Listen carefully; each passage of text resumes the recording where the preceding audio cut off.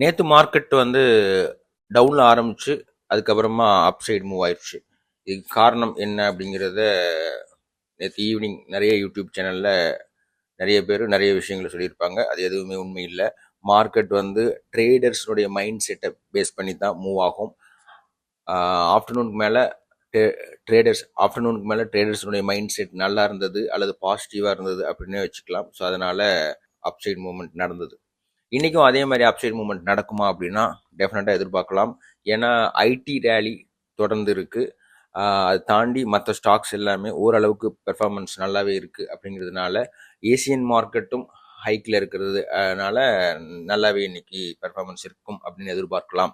இன்றைக்கான ஸ்டாக்ஸ் அப்படின்னு பார்த்தோம்னா அல்கம் லேப் ஃபார்மா ஸ்டாக். அது இவங்க ப்ரமோட்டர் வந்து 930 crore வேல்யூவில் ஷேர்ஸை வந்து செல் பண்ணியிருக்காங்க. இது கொஞ்சம் ஒரு பேடு ஈவெண்ட்டாக தான் பார்க்கப்படுது. அதுக்கப்புறமா கனரா பேங்க் பார்க்கலாம். இவங்க வந்து 8500 கோடி லெவலில், அதாவது இந்த ஃபினான்ஷியல் இயரில் ஃபண்ட் ரைசிங் பண்ணுறதுக்கு பிளான் பண்ணியிருக்காங்க. ஸோ அது ஒரு பாசிட்டிவான எக்ஸ்பான்ஷன் அப்படின்னே சொல்லலாம்.